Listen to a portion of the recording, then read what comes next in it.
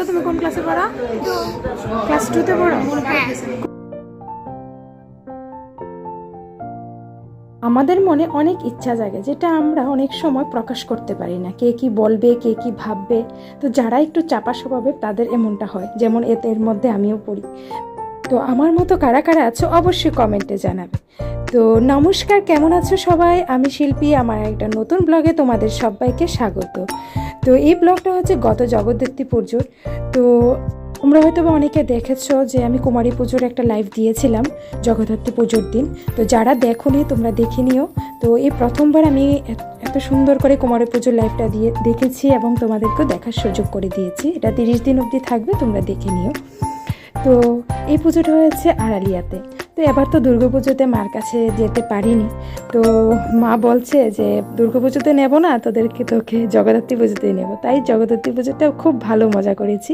তো সেটা তোমাদের কাছে ব্লগে সবটাই শেয়ার করছি। তো এই পুজোটা হয়েছে আমার আড়ালিয়াতে, যে আমার বোনের বাড়িতে ঠাকুরমশাই পুজো দিয়েছিলেন ওনার বাড়িতে।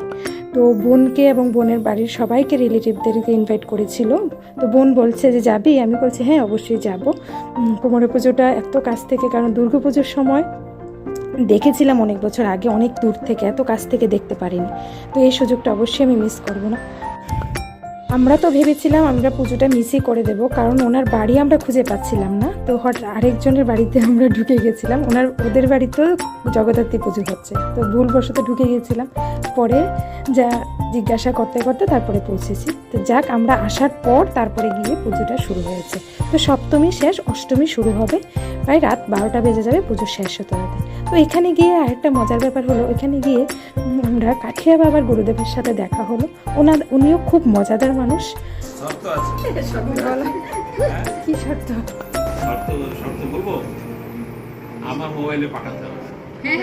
আচ্ছা ঠিক আছে। খুব ভালো লাগলো ওনার সাথে আলাপ হয়ে। ওনাকে জিজ্ঞেস করেছিলাম যে ওনার ছবি বা ভিডিও তুলতে পারবো কিনা। তো উনি বলছে অবশ্যই তুলতে পারবো, বাট ওনাকে ছবিগুলি পাঠাতে হবে।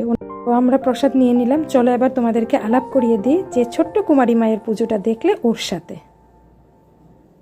বলো তো তুমি কোন ক্লাসে পড়ো? ক্লাস 2-তে পড়ো? কোন স্কুলে পড়ো? আচ্ছা, আজকে কি সারাদিন উপোস? কিছু খাওনি? কলা খেয়েছো? আর ওই প্রসাদগুলি খেয়েছো?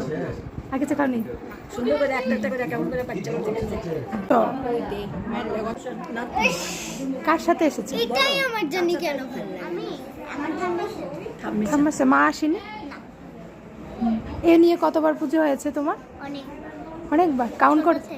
কাউন্ট করেছো? খুব ভাল লাগলো এই মিষ্টি মেয়েটার সাথে আলাপ করে, তোমাদেরকেও আলাপ করিয়ে দিলাম। তো এখন আমরা বাড়ি যাওয়ার পালা, এখন আমরা বাড়ি যাচ্ছি। তো বাড়ি যাওয়ার পথে মাসিমণি বলছে একটু কাঠিয়া বাবার আশ্রমে যাবে। তো আমরা গিয়ে আসলাম একটু কাঠিয়া বাবার আশ্রমে। তো সেখানে গিয়ে দেখি এক আশ্রম বন্ধ আছে, ওর 4টার সময় খুলবে। তো এতক্ষণ আমরা ওয়েট করিনি, কিছুক্ষণ থেকে আমরা চলে এসেছি, কারণ আমার একটু তাড়া ছিল। আমি আবার আরেকটা জগদ্ধাত্রী পুজোতে যাব। তো এই পুজোটা আমি কোনো বছরই মিস করি না, যে পুজোটাতে আমি যাব তোমাদেরকেও দেখাচ্ছি। কারণ বিয়ের পর থেকে আমি এই কাকার বাড়িতে যাচ্ছি, আমার শ্বশুরমশাইয়ের বন্ধু, খুব ক্লোজ ফ্রেন্ড। তোমরা অনেকেই হয়তো বা আমার ব্লগটা দেখে চিনতে পারবে যে কার বাড়িতে আমি যাব। তো সেটা হচ্ছে হাপানিয়াতে। তো কাকার নাম হচ্ছে জগন্নাথ পাল। তো বিয়ের পর থেকে এই পুজোটা আমার এত ভালো লাগে, আর আমি কোনো বছরই এটা মিস করি না। তো আমাদের এখানে জগদ্ধাত্রী পুজো এত প্রচলিত না, কিন্তু এই কাকার বাড়িতে পুজো মানে আমি 1 সপ্তাহ আগে জেনে যাই তো পুজোটা কবে, তো কবে আসবে, আমরা কবে সবাই মিলে আসব। তো এখানে খুব বিরাট বড় আয়োজন করা হয়। আমার শ্বশুরমশাই তো 2 দিন যাবত এখানেই ব্যস্ত থাকে পুজো নিয়ে।